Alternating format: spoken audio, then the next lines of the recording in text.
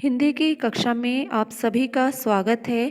आज हम इस वीडियो में कक्षा 9 के हिंदी की पाठ्य पुस्तक कृतिका के पाठ 2 मेरे संग की औरतें का अध्ययन करेंगे, जिसकी लेखिका हैं मृदुला गर्ग। पाठ का अध्ययन करने से पहले हम मृदुला गर्ग के जीवन के बारे में जान लेते हैं। इनका पूरा नाम मृदुला गर्ग, जन्म 25 अक्टूबर 1938, जन्मभूमि कोलकाता पश्चिम बंगाल, कर्मभूमि भारत। मुख्य रचनाएं: कठगुलाब, उसके हिस्से की धूप, जादू का कालीन, चितकोबरा, कितनी कैदें, टुकड़ा टुकड़ा आदमी आदि। भाषा हिंदी। शिक्षा एमए। पुरस्कार: उपाधि व्यास सम्मान 2004, साहित्य अकादमी पुरस्कार हिंदी, साहित्यकार सम्मान, साहित्य भूषण सम्मान आदि। नागरिकता भारतीय। अन्य जानकारी: उसके हिस्से की धूप नामक उपन्यास को 1975 में तथा जादू का कालीन को 1993 में मध्य प्रदेश सरकार द्वारा पुरस्कृत किया गया है। इनकी प्रमुख कृतियों में उपन्यास उसके हिस्से की धूप, वंशज, चितकोबरा, अनित्या, मैं और मैं, कठगुलाब।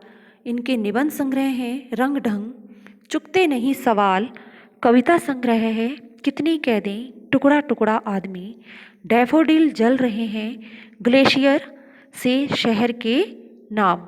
यात्रा संस्मरण है कुछ अटके कुछ भटके, व्यंग्य संग्रह है कर लेंगे सब हजम। कहानियों में समागम, मेरे देश की मिट्टी, आहा, संगति विसंगति।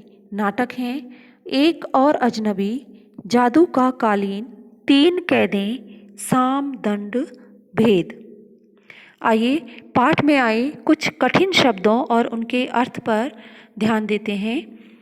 शब्द हैं जाहिर अर्थ स्पष्ट, मर्म तात्पर्य, दंग हैरान, दखल हस्तक्षेप, उबाऊ बोझिल, अभिभूत प्रभावित, उपकथा कहानी के बीच की छोटी कहानी, शख्सियत व्यक्तित्व, जुमला वाक्य, ममतालु ममतामयी, मुस्तैद तत्पर। अपरिग्रह संग्रह न करना, बददस्तूर नियमपूर्वक, मिराक मानसिक रोग, विरासत उत्तराधिकार में मिली संपत्ति, अनाचार दुर्व्यवहार, सामंतशाही राजाओं या शासकों की आदत, कुतर्क गलत तर्क, शागिर्द शिष्य सीखने वाला, बिशप पादरी, माकूल मुनासिब अच्छा, पोशीदा पर्दे में ढके रहना। आइए देखते हैं पाठ में लेखिका ने किस किस का वर्णन किया है और क्या वर्णन किया है। प्रस्तुत संस्मरण लेखिका मृदुला गर्ग द्वारा लिखा गया एक संस्मरणात्मक गद्य है, जिसमें लेखिका ने अपने परिवार की औरतों, अपनी नानी, अपनी माँ तथा अपनी 4 बहनों के बारे में बताया है तथा उनके व्यक्तित्व और स्वभाव पर प्रकाश डाला है। उन्होंने तत्कालीन घरेलू, आर्थिक, सामाजिक तथा शैक्षिक स्थिति से भी परिचित कराया है। आइए चलते हैं पाठ की ओर। मेरे संग की औरतें। लेखिका क्या कहती हैं इस पाठ में। लेखिका अपनी नानी के बारे में कहती हैं कि वह अपनी नानी को देख नहीं सकी थी, क्योंकि उनकी मृत्यु उनकी माँ की शादी से पहले ही हो गई थी, परंतु उनके बारे में बहुत कुछ सुन रखा था। लेखिका की नानी परंपराओं को मानने वाली, अनपढ़, परंपरावादी और पर्दा प्रथा करने वाली औरत थी।